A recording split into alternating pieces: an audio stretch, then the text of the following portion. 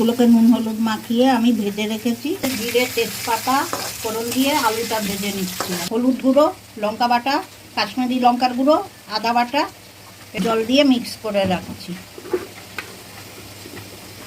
মশলাটা দিয়ে দিচ্ছি। আলুটা ভাজা হয়ে গেছে, নুন দিচ্ছি, কাঁচা লঙ্কা দিচ্ছি,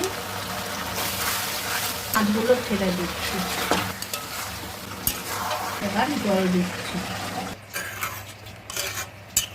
এবার আমি ধনে জিরে তেজপাতা গুঁড়ো করে নিয়েছি সেটা দিচ্ছি। আর ঢাকা দিয়ে দেবো।